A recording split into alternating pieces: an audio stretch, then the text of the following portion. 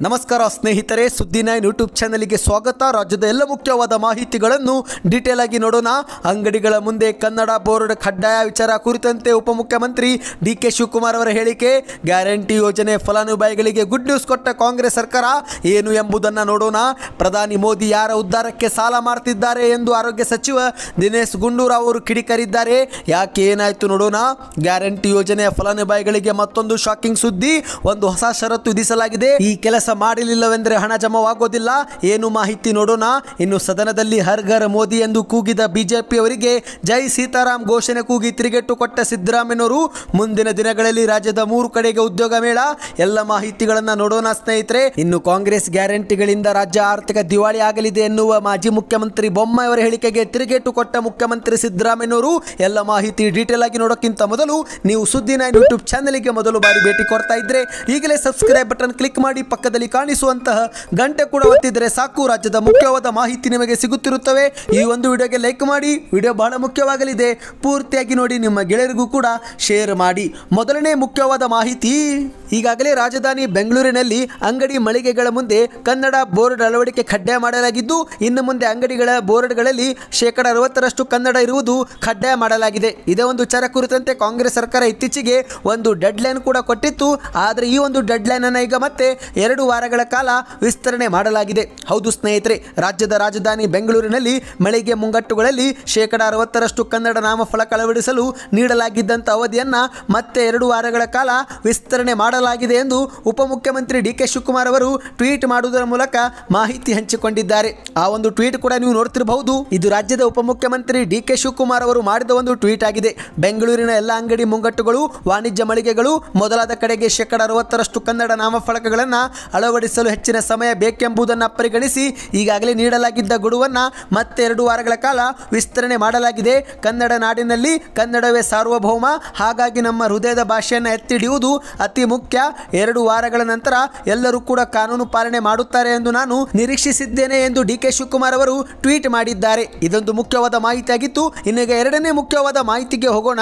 ನೀವು ಕೂಡ ಏನಾದರೂ ಕಾಂಗ್ರೆಸ್ ಗ್ಯಾರಂಟಿ ಯೋಜನೆಗಳ ಫಲಾನುಭವಿಗಳಾಗಿದ್ದರೆ ನಿಮಗೆ ಒಂದು ಗುಡ್ ನ್ಯೂಸ್ ಬಂದಿದೆ. ಹೌದು ಸ್ನೇಹಿತರೆ, ಈಗಾಗಲೇ ಅಧಿಕಾರಕ್ಕೆ ಬಂದಿರುವ ರಾಜ್ಯ ಕಾಂಗ್ರೆಸ್ ಸರ್ಕಾರ ಕಳೆದ 8 ತಿಂಗಳಲ್ಲಿ 5 ಗ್ಯಾರಂಟಿ ಯೋಜನೆಗಳನ್ನು ಜಾರಿಗೆ ಮಾಡಿದ್ದು, ಈಗ ಈ ಒಂದು ಯೋಜನೆಗಳು ಪ್ರತಿಯೊಬ್ಬರಿಗೂ ತಲುಪಿದೆ ಎಂಬ ಕುರಿತಂತೆ ಸಮೀಕ್ಷೆ ನಡೆಸಲು ಕಾಂಗ್ರೆಸ್ ಸರ್ಕಾರ ಮುಂದಾಗಿದೆ. ಹೌದು, ಸರ್ಕಾರ ಜಾರಿಗೆ ಮಾಡಿರುವ ಅನ್ನಭಾಗ್ಯ, ಶಕ್ತಿ ಯೋಜನೆ, ಗೃಹ ಜ್ಯೋತಿ, ಗೃಹಲಕ್ಷ್ಮಿ ಮತ್ತು ಯುವ ನಿಧಿ ಸೇರಿದಂತೆ ಈ 5 ಗ್ಯಾರಂಟಿ ಯೋಜನೆಗಳ ಅನುಷ್ಠಾನದ ಸ್ಪಷ್ಟ ಚಿತ್ರಣ ಪಡೆಯುವ ಸಲುವಾಗಿ ಫಲಾನುಭವಿಗಳ ಮನೆಗೆ ಹೋಗಿ ಒಂದು ಸಮೀಕ್ಷೆ ತೆಗೆದುಕೊಳ್ಳಲು ಸರ್ಕಾರ ಈಗ ನಿರ್ಧರಿಸಿದೆ. ಈ ಒಂದು ಸಮೀಕ್ಷೆ ಕಾರ್ಯ ಈಗಾಗಲೇ ಕೆಲವು ಜಾಗದಲ್ಲಿ ಪ್ರಾರಂಭ ಮಾಡಲಾಗಿದ್ದು, ಆಶಾ ಕಾರ್ಯಕರ್ತೆಯರು ಹಾಗೂ ಅಂಗನವಾಡಿ ಕಾರ್ಯಕರ್ತೆಯರು ಮನೆಗೆ ಹೋಗಿ ಈ ಒಂದು ಸರ್ವೆಯನ್ನ ಮಾಡಲಿದ್ದಾರೆ. ಈ ಒಂದು ಸರ್ವೆ ಮೂಲಕ ಯಾರಿಗೆ ಎಷ್ಟು ಯೋಜನೆಗಳು ತಲುಪಿವೆ ಹಾಗೂ ಯಾರಿಗೆ ಎಷ್ಟು ಯೋಜನೆಗಳು ತಲುಪಿಲ್ಲ ಎಂಬ ಕುರಿತಂತೆ ಗೊತ್ತಾಗುತ್ತೆ. ಇದರ ಜೊತೆಗೇನೆ ರಾಜ್ಯದಲ್ಲಿ ಇಲ್ಲಿಯವರೆಗೆ ಈ ಒಂದು ಯೋಜನೆಗಳು ತಲುಪದ ಕುಟುಂಬಗಳ ಸಂಖ್ಯೆ ಮತ್ತು ಕಾರಣ ಏನು ಎಂಬುದನ್ನು ತಿಳಿದುಕೊಳ್ಳಲು ಈ ಒಂದು ಸಮೀಕ್ಷೆ ನೆರವಾಗಲಿದೆ ಎಂದು ಹೇಳಲಾಗಿದೆ. ಇನ್ನು ಈಗ ಮೂರನೇ ಮುಖ್ಯವಾದ ಮಾಹಿತಿ. ಪ್ರಧಾನಿ ನರೇಂದ್ರ ಮೋದಿ ಅವರು ಯಾರ ಉದ್ಧಾರಕ್ಕಾಗಿ ಇಷ್ಟೊಂದು ಸಾಲ ಮಾಡುತ್ತಿದ್ದಾರೆ ಎಂದು ಆರೋಗ್ಯ ಸಚಿವ ದಿನೇಶ್ ಗುಂಡೂರಾವ್ ಅವರು ಟ್ವೀಟ್ ಮಾಡುವುದರ ಮೂಲಕ ಪ್ರಶ್ನೆ ಮಾಡಿದ್ದಾರೆ ಸ್ನೇಹಿತರೆ. ಆ ಒಂದು ಟ್ವೀಟ್ ಅನ್ನು ಕೂಡ ನೋಡೋಣ. ಅದಕ್ಕಿಂತ ಮೊದಲು ದಯವಿಟ್ಟು ವಿಡಿಯೋಗೆ ಲೈಕ್ ಮಾಡಿಲ್ಲವೆಂದರೆ ಪ್ರತಿಯೊಬ್ಬರು ವಿಡಿಯೋಗೆ ಲೈಕ್ ಮಾಡಿ. ಈಗ ನೀವು ಸ್ಕ್ರೀನ್ ಮೇಲೆ ನೋಡ್ತಿರಬಹುದು ಸ್ನೇಹಿತರೆ, ಇದು ಆರೋಗ್ಯ ಸಚಿವ ದಿನೇಶ್ ಗುಂಡೂರಾವ್ ಮಾಡಿದ ಒಂದು ಟ್ವೀಟ್ ಆಗಿದೆ. ಸಾಲ ಮಾಡಿ ತುಪ್ಪ ತಿನ್ನು ಎನ್ನುವ ಮಾತಿನಂತೆ ಪ್ರಧಾನಿ ಮೋದಿ ಅವರು ಸಾಲ ಮಾಡಿ ತುಪ್ಪ ತಿನ್ನುವ ಜೊತೆಗೆ ಜಾತ್ರೆಯನ್ನೇ ಮಾಡುತ್ತಿದ್ದಾರೆ.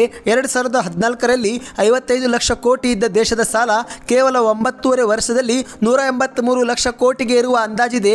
ಮೋದಿಯವರು ಯಾರ ಉದ್ಧಾರಕ್ಕಾಗಿ ಇಷ್ಟೊಂದು ಸಾಲ ಮಾಡುತ್ತಿದ್ದಾರೆ? ಕೇಂದ್ರ ಸರ್ಕಾರ ಗ್ಯಾಸ್ ಸಬ್ಸಿಡಿ ರದ್ದು ಮಾಡಿದೆ, ರಸಗೊಬ್ಬರ ಸಬ್ಸಿಡಿ ರದ್ದು ಮಾಡಿದೆ, ಇಂಧನಗಳ ಬೆಲೆಯನ್ನು ಯದ್ವಾ ತದ್ವಾ ಏರಿಸಿದೆ, GST ಹೆಸರಿನಲ್ಲಿ ತಿನ್ನುವ ಅನ್ನಕ್ಕೂ ಕೂಡ ತೆರಿಗೆ ಹಾಕುತ್ತಿದೆ.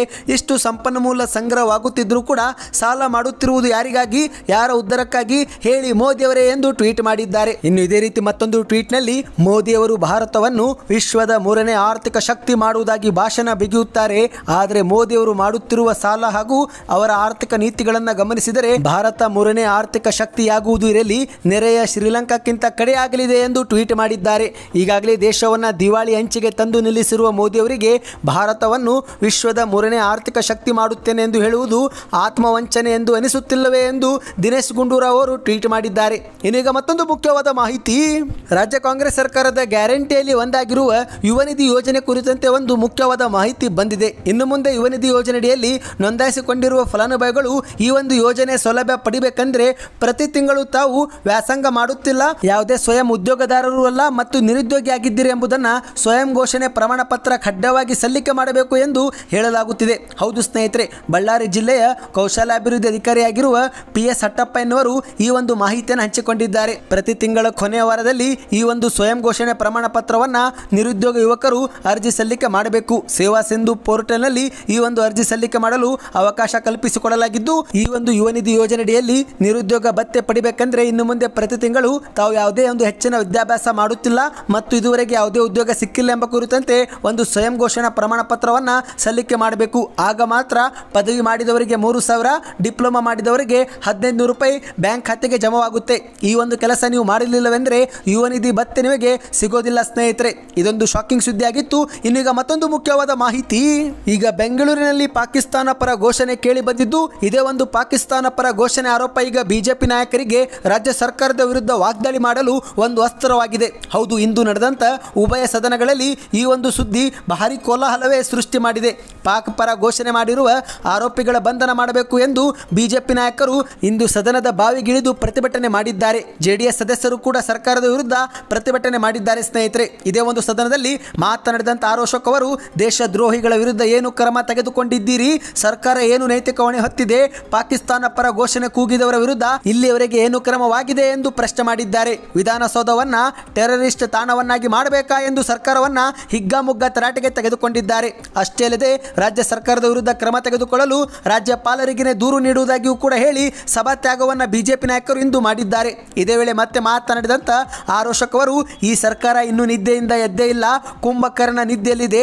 ಈ ಸದನದಲ್ಲಿ ನಾನು ಬಹಳ ವರ್ಷಗಳಿಂದ ಇದ್ದೇನೆ. ಹಿಂದೆ ಖರ್ಗೆ ಅವರು ಗೃಹ ಸಚಿವರಾಗಿದ್ರು. ಕೋಲಾರದಲ್ಲಿ ದಲಿತರನ್ನ ಸುಟ್ಟಾಗ ಪಾಪ ಅವರು ಕಣ್ಣೀರು ಹಾಕಿ ರಾಜೀನಾಮೆ ಕೊಡಕ್ಕೆ ಹೋಗಿದ್ರು. ಆದರೆ ಈಗಿನ ಗೃಹ ಸಚಿವರು ಸಿಎಂ ಅವರು ಇದುವರೆಗೆ ಏನು ಮಾತನಾಡಿಲ್ಲ ಎಂದು ಕಿಡಿಕಾರಿದ್ದಾರೆ. ಇನ್ನು ಇದೇ ಸಂದರ್ಭದಲ್ಲಿ ವಿಧಾನಸಭೆಯ ಸಭಾಂಗಣದಲ್ಲಿ ಬಿಜೆಪಿಯವರು ಹರ್ ಘರ್ ಮೋದಿ ಘೋಷಣೆ ಕೂಗಿದಾಗ ಅದಕ್ಕೆ ಪ್ರತಿಯಾಗಿ ಮುಖ್ಯಮಂತ್ರಿ ಸಿದ್ದರಾಮಯ್ಯನವರು ಜೈ ಸೀತಾರಾಮ್ ಎಂದು ಘೋಷಣೆ ಕೂಗುವ ಮೂಲಕ ಬಿಜೆಪಿ ನಾಯಕರ ಪ್ರತಿಭಟನೆಗೆ ತಿರುಗೇಟು ಕೊಟ್ಟಿದ್ದಾರೆ. ಹೌದು ಸ್ನೇಹಿತರೆ, ಬಿಜೆಪಿ ಶಾಸಕರು ಹರ್ ಘರ್ ಮೋದಿ ಎಂದು ಘೋಷಣೆ ಕೂಗುವಾಗ ಅದಕ್ಕೆ ಕೆಂಡ ಕಾರಿದಂತ ಸಿದ್ದರಾಮಯ್ಯನವರು ಮೋದಿ ಇಲ್ಲಿ ಇದ್ದಾರೆ ಎಂದು ಪ್ರಶ್ನೆ ಮಾಡಿದ್ದಾರೆ. ಅವರ ಹೆಸರನ್ನು ಏಕೆ ಕರೆಯುತ್ತಿದ್ದೀರಿ ಎಂದು ಪ್ರಶ್ನೆ ಮಾಡಿದ್ದಾರೆ. ಕೇಂದ್ರದಿಂದ ರಾಜ್ಯಕ್ಕೆ ನಿರಂತರವಾಗಿ ಅನ್ಯಾಯವಾಗುತ್ತಿದೆ. ಇದರ ಬಗ್ಗೆ ಚರ್ಚೆ ಮಾಡುವ ಬದಲಾಗಿ ಮೋದಿ ಎಂದರೆ ಏನು ಪ್ರಯೋಜನ ಎಂದು ಮುಖ್ಯಮಂತ್ರಿಯವರು ಪ್ರಶ್ನೆ ಮಾಡಿದ್ದಾರೆ. ಇನ್ನು ಇದೇ ವೇಳೆ ಬಿಜೆಪಿ ನಾಯಕರು ಸುಮ್ಮನಾಗದೆ ಮತ್ತೆ ಹಲವು ರೀತಿ ಘೋಷಣೆಗಳನ್ನ ಕೂಗಿ ಮುಂದುವರೆದಿದ್ದಾರೆ.